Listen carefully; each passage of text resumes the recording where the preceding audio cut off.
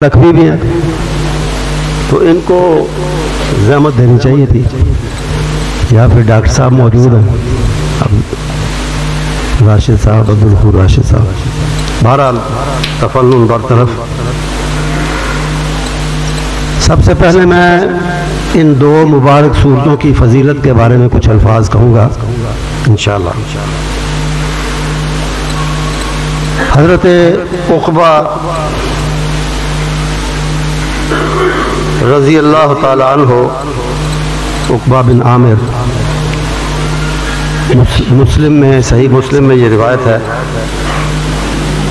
वो कहते हैं कि रसूल अकरम सल्लल्लाहु अलैहि वसल्लम ने एक दिन फरमाया कि गुज़श्ता रात ऐसी आयात और ऐसी सूरतें मुझ पर उतारी गईं, मुझको दी गईं कि लम युरा मिस्लुहुन्ना क़त्तु, कि उन जैसी देखने सुनने में कभी नहीं आई, उन जैसी अजीम और फजीलत वाली सूरतें। इसी सहाबी से हदीस की दूसरी किताबों मसलन नसाई में जो अल्फाज हैं, जो रिवायत है,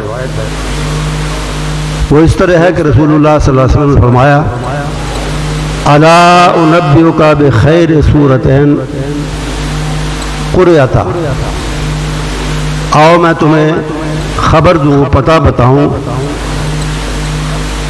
दो बेहतरीन सूरतों की जो पढ़ने वाली हैं या पढ़ने में आती हैं सूरतें, उनमें से दो बेहतरीन सूरतें तुमको बताऊँ, और इन्हीं सूरतों का आपने नाम लिया। ये जो आपने इनको खैर सूरतैन, खैरुल कुरान कहा है एक लिहाज से,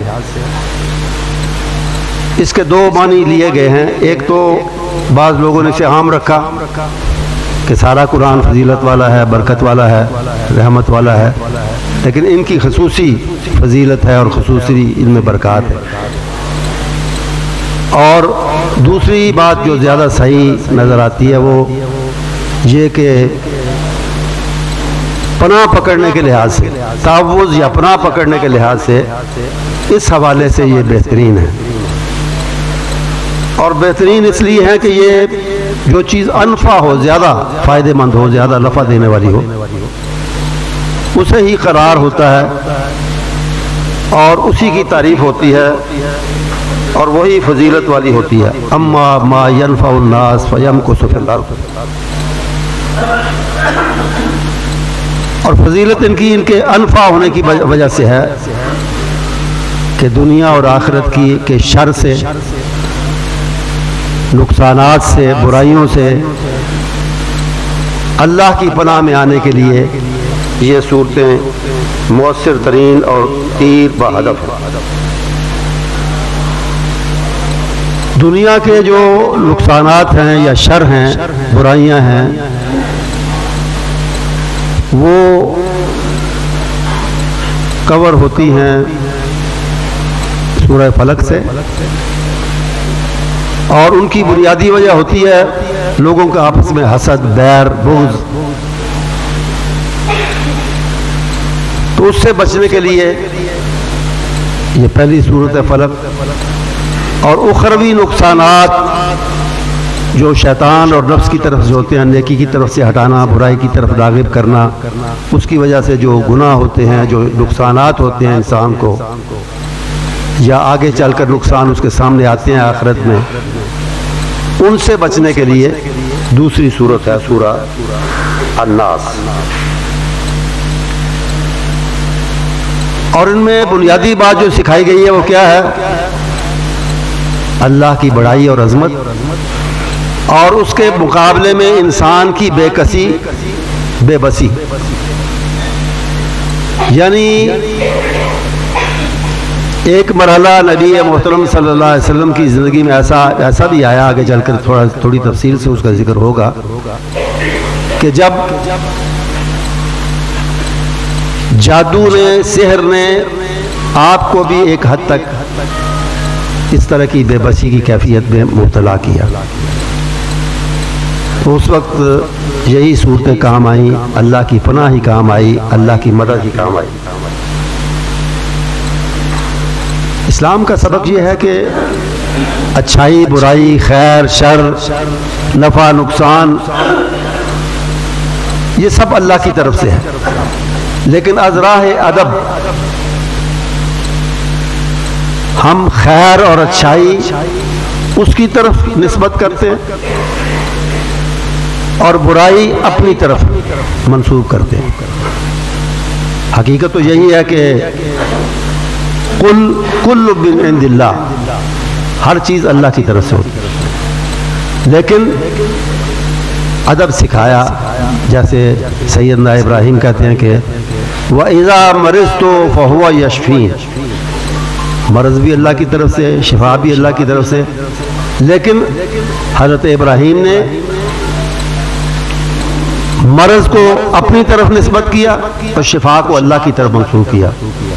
وَإِذَا مَرِضْتُ، جب میں بیمار ہوتا ہوں، فَهُوَ يَشْفِينِ، تو وہ رب، وہ اللہ مجھے شفا دیتا ہے۔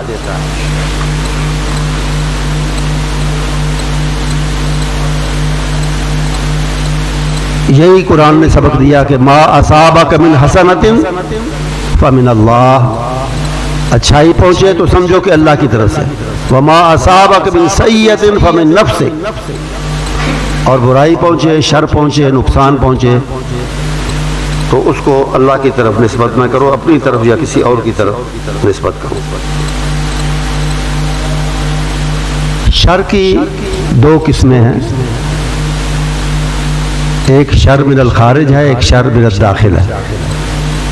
خارج کیا ہے؟ باہر سے، یعنی دوسروں کی طرف سے، من الغیر، دوسروں کی طرف سے تکلیف پہنچے، سحر کی وجہ سے، حسد کی وجہ سے، دشمنیوں کی وجہ سے دوسروں کی طرف سے تکلیف اور مضرت یا نقصان پہنچے۔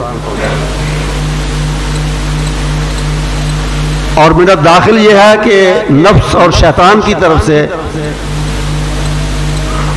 جیسے میں نے کہا، برائی کی طرف رغبت دلائی جائے، نیکی سے ہٹایا جائے، اچھائی سے ہٹایا جائے، یہ شر من الداخل ہے۔ تو خارج والا جو باہر سے آنے والا ہے، دشمنوں کی طرف سے، حاسدوں کی طرف سے، بغض رکھنے والوں کی طرف سے، اس کے علاج کے لیے، اس کے دفیہ اور تدارک کے لیے سورہ فلق ہے، اور جو اندر سے اٹھنے والا شر ہے شیطان اور نفس کی طرف سے،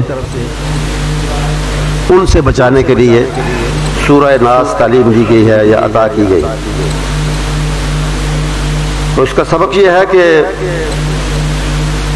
اللہ کی بڑائی اور قدرت کو انسان مومن یاد رکھے اور اپنی بے بسی اور کمزوری کا اعتراف کرتے ہوئے اس کی پناہ میں آئے، اس سے مدد چاہے جس کا حکم انسانوں پر بھی چلتا ہے، جنوں پر بھی چلتا ہے، حاسدوں پر بھی چلتا ہے، دشمنوں پر بھی چلتا ہے، دوستوں پر بھی چلتا ہے، سب پر چلتا ہے، اس کی پناہ میں آئے۔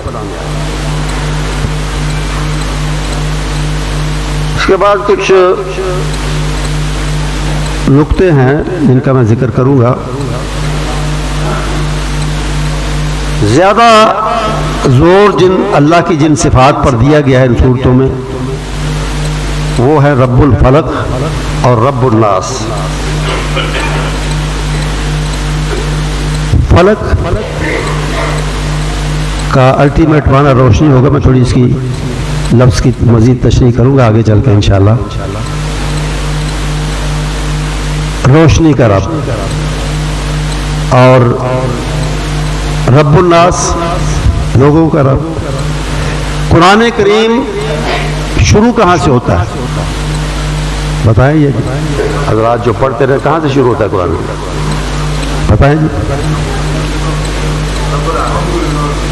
الحمدللہ شروع ہوتا ہے، لیکن اس سے پہلے بسم اللہ، اور بسم اللہ سے پہلے لکھا ہوا تو نہیں ہے، لیکن اذا قرأت القرآن فاستعذ باللہ من الشیطان الرجیم، اس کے پیش نظر پہلی بات ہوگی اعوذ باللہ من الشیطان الرجیم، یہاں سے شروع ہوتا ہے کہ قرآن کی تلاوت شروع ہوتی ہے۔ قرآن بسم اللہ سے شروع ہوتا ہے، سورہ فاتحہ سے شروع ہوتا ہے، لیکن قرآن کی تلاوت تعوذ سے، اعوذ باللہ من الشیطان الرجیم سے شروع ہوتی ہے۔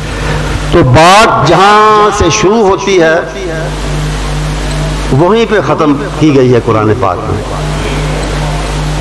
اعوذ باللہ سے شروع ہے اور اللہ ہی سے پناہ مانگنے پر قرآن کریم کا اختتام ہوا ہے۔ اور جیسا کہ امام ابن تیمیہ رحمۃ اللہ علیہ نے نقطہ بیان کیا اور توجہ دلائی کہ فاتحہ بھی اور یہ صورتیں بھی کیا ہیں؟ الثناء المقرون بالدعاء، کہ ان میں اللہ تعالیٰ کی تعریف و ثنا ہے اور اس کے ساتھ اس سے اسی قابل تعریف ہستی سے دعا بھی کی گئی ہے اپنی بہتری کے لیے اور شر سے بچنے کے لیے۔ اب اس کا پس منظر، ان صورتوں کا تاریخی پس منظر جس کو شان نزول بھی کہا جاتا ہے، مفسرین کا بیان یہ ہے کہ ایک یہودی تھا، بعض نے کہا منافق تھا، لیکن یہودی تھا، وہ بنی زریق یہودیوں کے قبیلے سے اس کا تعلق تھا، اور اس کا نام تھا لبید بن عاصم۔ عاصم یہ ہمارے جو نئے سپہ سالار ہیں، یہ عاصم ہے، بچانے والا، اللہ کرے وہ پاکستان کو اور پاکستان کے ساتھ پاکستانی سیاست کو بھی بچا کے رکھیں، اس سے ذرا دور ہی رہیں۔ اور عاصم جو ہے یہ اس کا تھوڑا مبالغے کا صیغہ ہے، تفضیل کا، کہ بہت زیادہ بچانے والا، تو لبید بن عاصم اس کا نام تھا۔ مفسرین یہ کہتے ہیں کہ خیبر کے بعض یہودیوں کی فرمائش پر یا ان کے لالچ دینے پر اس نے نبی کریم صلی اللہ علیہ وسلم پر سحر کیا، جادو کیا، اور اس کا طریقہ اس نے یہ اختیار کیا کہ ایک یہودی ہی لڑکا تھا، یہودی مذہب سے تعلق رکھنے والا، لیکن نبی کریم صلی اللہ علیہ وسلم بھی اس کا تعلق تھا اور آتا جاتا تھا، کوئی چھوٹے موٹے خدمت کے کام بھی کرتا تھا، آپ بھی اسے شفقت فرماتے تھے۔ اسے اس نے اپنا اعلیٰ کار بنایا، پتہ نہیں اس کو اس کی سمجھ آئی یا ویسے اس نے سمجھے ہی نہیں، سمجھے بغیر بن گیا غالباً۔ بہرحال اس سے اس نے نبی محترم صلی اللہ علیہ وسلم کے بال مبارک بال اور کنگھی کا ایک ٹکڑا منگوایا اور اس پر کوئی جادو کیا۔ اس کا اثر کیا ہوا؟ اس کا اثر یہ ہوا کہ اندر ہی اندر نبی پاک صلی اللہ علیہ وسلم کا جسم ایک حد تک کھلنا شروع ہوا، اور کیفیت یہ ہوئی کہ بات کو بعض اوقات بھول جاتے تھے، سمجھتے تھے کہ ایک کام میں نے کر لیا ہے لیکن کیا نہیں ہوتا تھا، یا نہیں کیا ہوتا تو سمجھتے تھے شاید کر لیا ہے۔ اس طرح کے معاملات شروع ہو گئے آپ کے ساتھ، اس سے آپ پریشان بھی تھے، دعا بھی اللہ سے کرتے تھے۔ ایک دن خوب دعا کی تو خواب میں فرشتے نظر آئے جنہوں نے آپس کی گفتگو میں اس گتھی کو سلجھایا۔ سنا وہ نبی کریم صلی اللہ علیہ وسلم کو رہے ہیں لیکن آپس میں گفتگو کے ذریعے، تو نتیجہ یعنی نیٹ جو خلاصہ ان کی گفتگو کا تھا وہ یہ تھا کہ فلاں شخص نے یہ جادو کیا ہے، اور اس کا قبیلہ بنو زریق جو ہے اس کے کنویں میں اس نے وہ ڈال دیا ہے۔ بعض نے لکھا ہے کہ پتلا تھا جس میں سوئیاں چبھوئی ہوئی ہیں، اب تک لوگ اس قسم کی حرکتیں کرتے ہیں اسی طرح، اور دوسروں نے کہا کہ نہیں پتلا وغیرہ نہیں تھا، ویسے ہی کوئی وہی بال تھے یا کنگھی تھی، اس پر کوئی جادو کیا ہو۔ تو نبی اکرم صلی اللہ علیہ وسلم نے حضرت علی، حضرت زبیر رضی اللہ تعالیٰ عنہما کو بھیجا، اور انہوں نے وہ کنویں سے وہ چیزیں برآمد کی، اور ادھر یہ آیات بینات اور یہ صورتیں آ چکی تھی، تو آپ نے ان پر پڑھنا شروع کی۔ ان پر کوئی دھاگا بھی تھا، ایک دھاگا بھی تھا، اور اس سے کوئی گریں لگی ہوئی تھی، نفاسات فی العقد، گریں لگی ہوئی تھی۔ تو وہ آپ پڑھتے جاتے تھے اور ایک ایک گرہ جو ہے وہ کھلتی جاتی تھی خود بخود ہی اللہ کے حکم سے، اور جب ساری گرہیں کھل گئیں تو وہ تمام اثرات آپ سے ختم ہو گئے۔ اثرات کے بارے میں یہ جاننا اور یہ کہنا ضروری ہے کہ جہاں تک وحی کا تعلق ہے، جہاں تک دینی شاعر یا عبادات کا تعلق ہے، وہ قطعاً متاثر نہیں ہوئے اس عرصے میں، جبکہ اس سحر کے اس جادو کے اثرات تھے تو وہ متاثر نہیں ہوئے۔ مثلا نماز میں بھولنا، عبادت میں بھولنا، یا خدا نخواستہ وحی کا بھولنا، کار نبوت یا آپ کی عبادات جو ہیں وہ متاثر نہیں ہوئی۔ عام روزمرہ کی زندگی جیسے میں نے ذکر کیا، بھول جانا یا کہنا کہ میں شاید کر چکا ہوں فلاں کام، دنیا کا کام، یہ چیزیں ایک حد تک متاثر ہوئی۔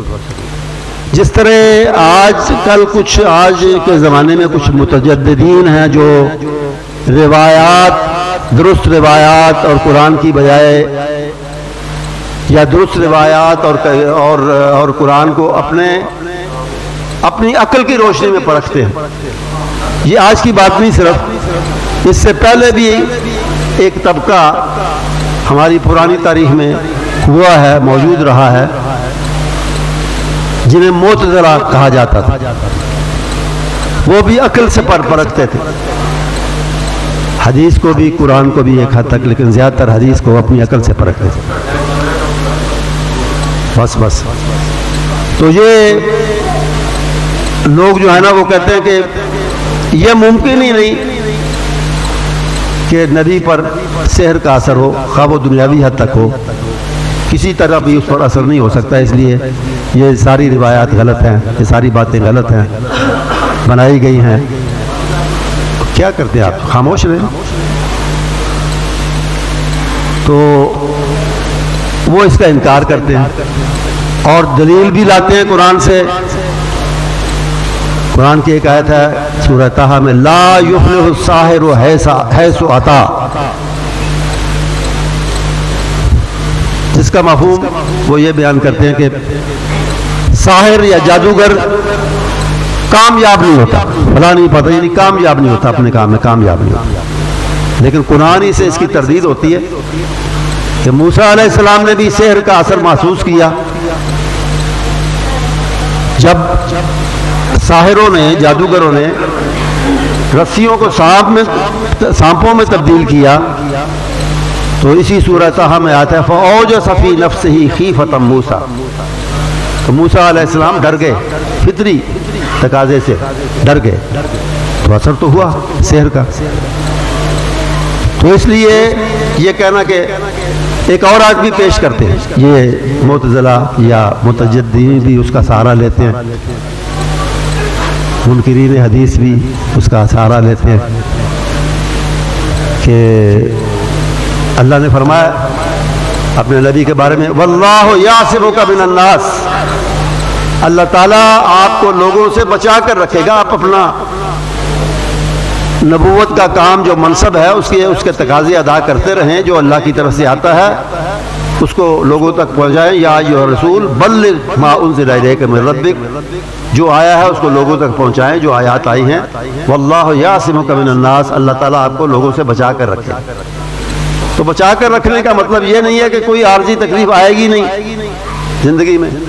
اب دیکھیں کہ احد کے میدان میں آپ کو زخمی بھی کیا گیا، سر مبارک زخمی ہوا، دانت شہید ہوئے، تو تکلیف تو آئی، لیکن وقتی۔ جان کو اللہ تعالیٰ نے بچا کر رکھا، خطرناک ترین حالات میں بھی، جن حالات میں آپ نے ہجرت کی، جن حالات میں جنگیں لڑیں، ان میں اللہ نے بچا کے رکھا۔ تو وقتی تکلیف یا تھوڑی تکلیف، جزوی تکلیف، وہ ہر ایک پر آتی ہے اس دنیا، اور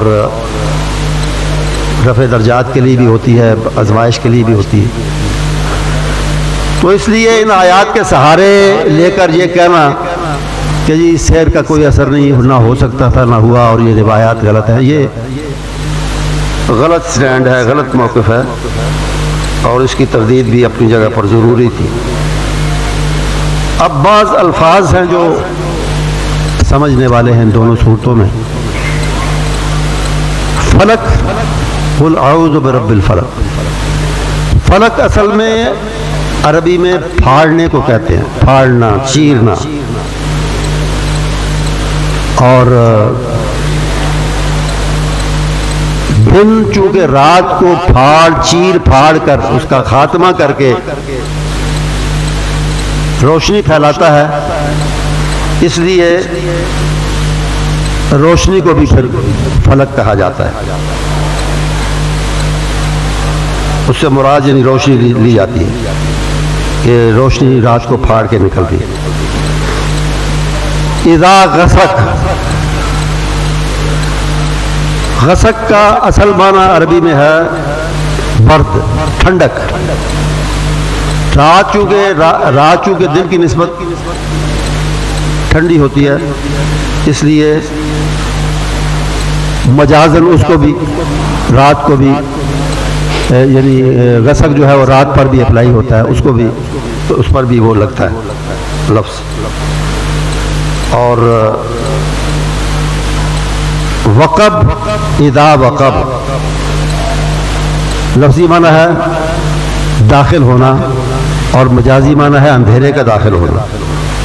عربی میں کہتے ہیں وقبت الشمس، سورج غائب ہوا اور اندھیرا چھا گیا، تاریکی چھا گئی۔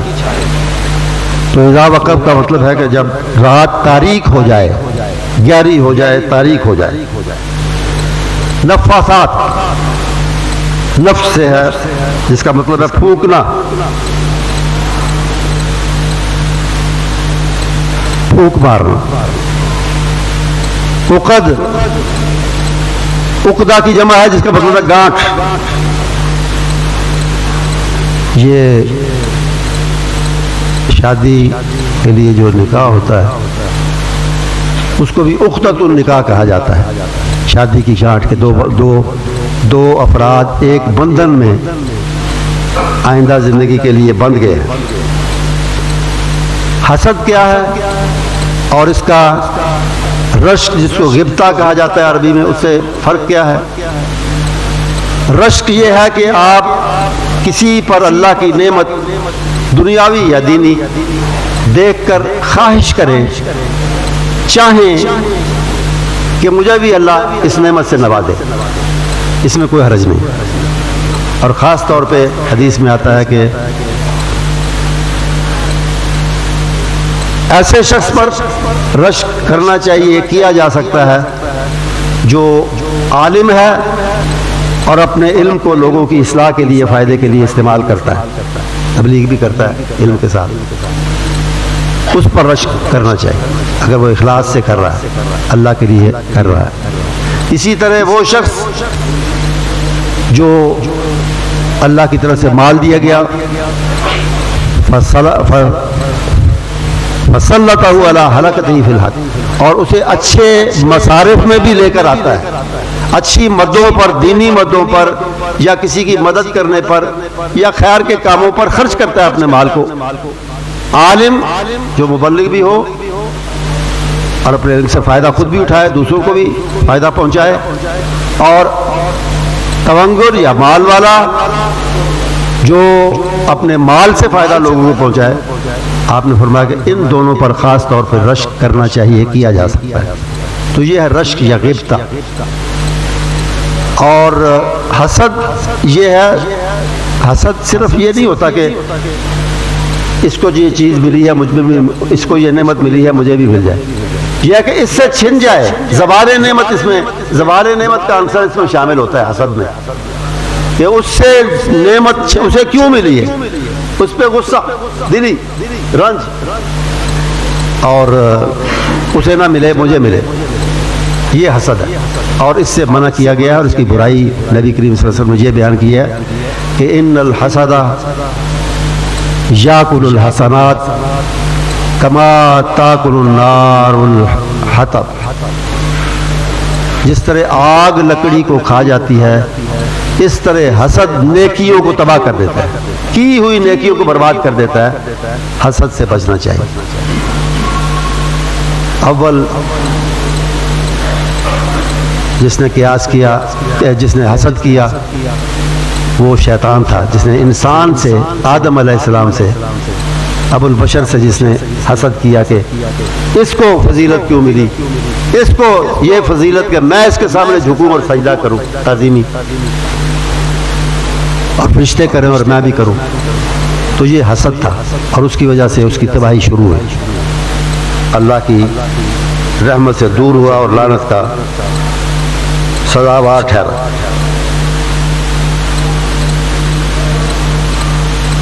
اب اگلی صورت میں جو بعض الفاظ سمجھنے والے ہیں،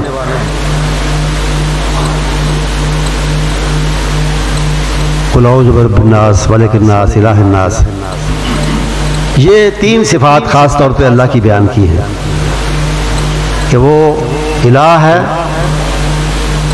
الہ العالمین، رب العالمین ہے، جیسا کہ سورہ فاتحہ کے شروع میں کہا.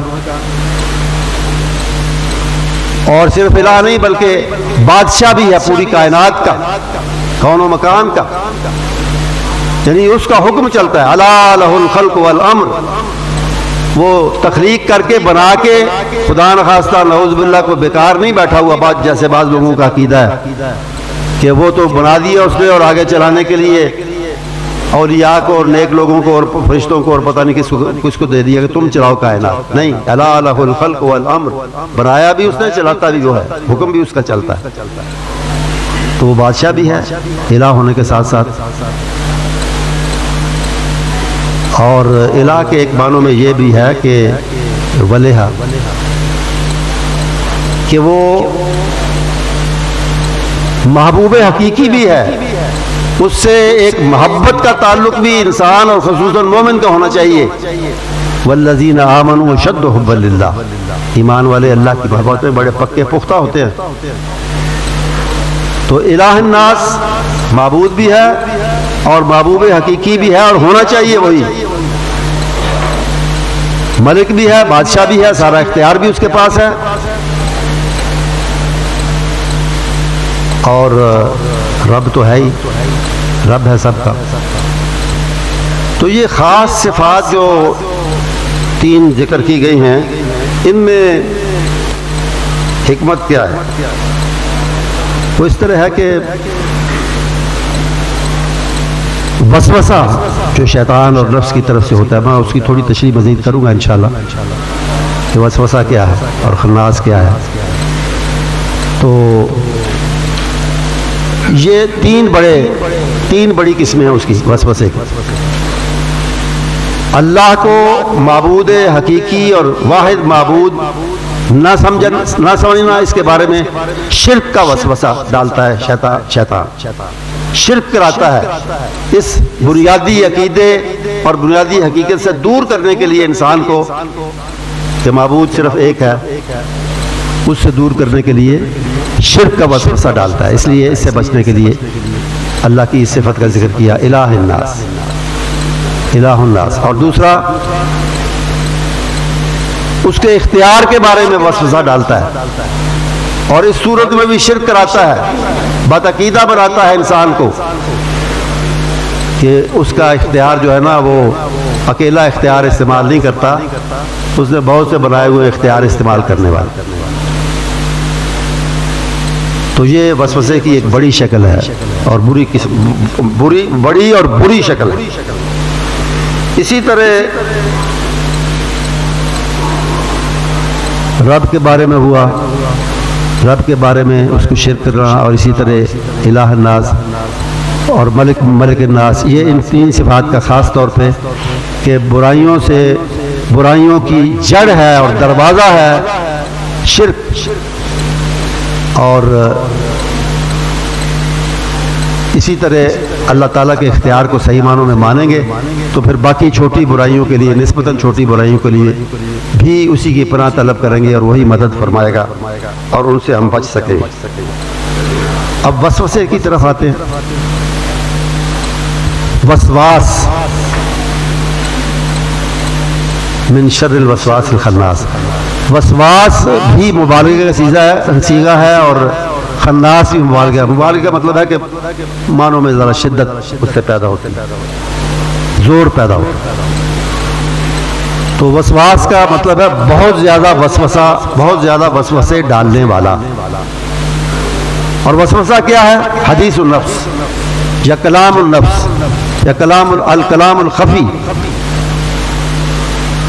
دل میں بات ڈالنا، سرگوشی سے کسی طریقے سے دل کے اندر برائی کی طرف رغبت ڈال دینا اور اچھائی سے یا نیکی سے ہٹانے کی کوشش کرنا خفیہ طریقے سے کرتا ہے شیطان، سامنے آ کے تو نہیں کرتا۔ اور خنس اصل میں کہتے ہیں پیچھے ہٹنے کو، تو خناس کا مطلب یہ ہے وہی مبالغہ کا صیغہ جیسے میں نے کہا، بہت زیادہ پیچھے ہٹنے والا لفظی معنی ہوگا، اور مراد یہ ہے کہ پیچھے رہ کر خفیہ طریقے سے وار کرتا ہے انسان پر، اسے گمراہ کرنے کے لیے، اسے نیکی سے روکنے کے لیے خفیہ طریقے سے وہی کلام خفی کے ذریعے دل میں ڈال کے سرگوشی کر کے وہ یہ کام کرتا ہے۔ تو یہ کچھ ضروری الفاظ تھے جن کو سمجھنا ضروری تھا۔ تو تعوذ یا پناہ پکڑنا جو بنیادی سبق ہے ان صورتوں کا، میں نے اس کے بارے میں پہلے بھی کچھ عرض کیا کہ بڑی ہستی، کام آنے والی ہستی، بچانے والی ہستی صرف اللہ کی ہے، اس لیے اس کی پناہ میں آنا چاہیے۔ اور اب میں یہ تھوڑا سا ذکر کرنا چاہوں گا کہ یہ سنت انبیاء بھی یہی رہی ہے۔ انبیاء نے بھی شر سے، برائیوں سے، تکلیفوں سے، دشمنوں سے، حاسدوں سے بچنے کے لیے اگر پناہ طلب کی ہے تو صرف اللہ کی ہے۔ سیدہ مریم علیہ السلام، انہوں نے جب دیکھا کہ انہیں تو پتہ نہیں تھا کہ یہ فرشتہ ہے، ایک نوجوان اچانک سامنے آیا، تو اللہ کا ایک پیغام اور خوشخبری دینے کے لیے آیا تھا، لیکن انہوں نے سمجھا پتہ نہیں کس نیت سے آیا ہے، تو انہوں نے کیا کہا؟ سورہ مریم، انی عذت بالرحمن ان کنت تقیہ، میں اگر تو ذرا بھی تیرے اندر کوئی انسانیت ہے، رمق ہے تقویٰ کی، اللہ سے ڈرنے کی، تو میں اللہ سے پناہ طلب کرتی ہوں، تیرا اگر کوئی برا ارادہ ہے تو اس سے اللہ کی پناہ طلب کرتا۔ اسی طرح غالباً نوح علیہ السلام نے کہا انی عذت بربی وربکم ان ترجمون، لوگوں نے کہا لنرجمنک، نوح باز آ جا، علیہ السلام باز آ جا، یہ چھوڑ دے تبلیغیں اور سارے اللہ کی وحدانیت کی طرف بلانا اور ہمارے معبودوں کی نفی کرنا اور شرک کی مذمت، یہ چھوڑ دے، نہیں چھوڑے گا ہم تجھے پتھر مار مار کے ہلاک کر دیں۔ تو انہوں نے بھی یہی کہا انی عذت بربی وربکم ان ترجمون، میں اللہ کی پناہ طلب کرتا ہوں اس بات سے کہ تم مجھے رجم کرو یا پتھر مار کے یا کسی طریقے سے مجھے نقصان پہنچا۔ اسی طرح موسیٰ علیہ السلام جب فرعون اور ان کے ساتھیوں کی طرف سے دھمکیاں اور خطرہ سامنے آیا تو انہوں نے بھی یہی کہا انی عذت بربی وربکم، انی عذت بربی وربکم من کل متکبر جبار، یہ جو تکبر اور جباریت اور ظلم اور زیادتی کی دھمکیاں مجھے دے رہے ہو کہ میں قتل کر دوں گا اور میں یہ کروں گا، تو میں ان دھمکیوں سے اور اس خطرے سے بچنے کے لیے پناہ میں آتا ہوں۔ کس کی پناہ میں آتا ہوں؟ ربی، اپنے رب کی پناہ میں آتا ہوں۔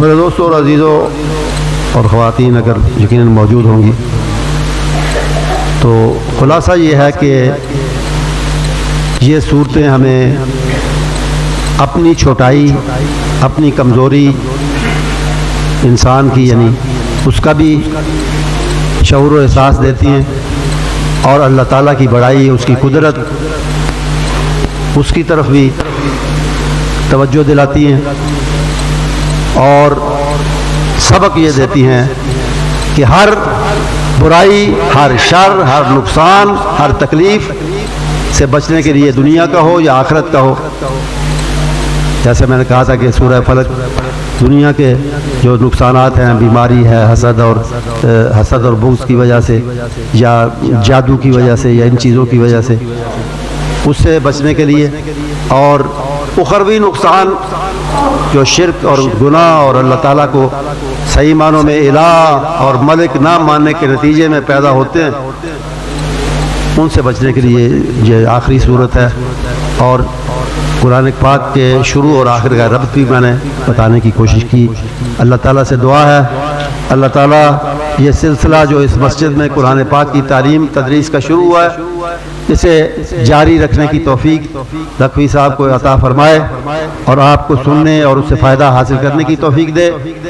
اور باقی جو میں تو اکثر یہ ترغیب دلاتا ہوں کہ ہماری تمام مساجد میں دو چیزیں ضرور ہونی چاہیے، ایک قرآن پاک کا ترجمہ تفسیر اور ایک حدیث کی تعلیم۔ اور ہماری اپنی مسجد میں بھی الحمدللہ یہ معمول ہے سیالکوٹ کہ صبح مولانا محمد ابراہیم میر رحمہ اللہ میرے جد امجد، ان کے زمانے سے صبح قرآن پاک کا درس ہوتا ہے، اور عصر یا مغرب، عام طور پہ مغرب کے بعد، جبکہ ارد گرد کے بازاروں کے دکاندار بھی آئے ہوتے ہیں نماز پڑھنے کے لیے، اس وقت ایک حدیث کا مختصر ترجمہ اور تشریح یہ بیان کی جاتی ہے۔ میں یہ چاہوں گا کہ ہماری تمام مساجد میں ایسا ہی ہو، کیونکہ قرآن و حدیث کے ہم دائی ہیں، قرآن و حدیث کے علمبردار ہیں اللہ کے فضل و کرم سے، اور اسی قرآن و حدیث کو عام کرنے کے لیے ہماری تمام تر تگدو اور کوشش ہونی چاہیے، اور اللہ سے توفیق بھی مانگنی چاہیے۔ وآخر دعوانا الحمدللہ رب العالمین۔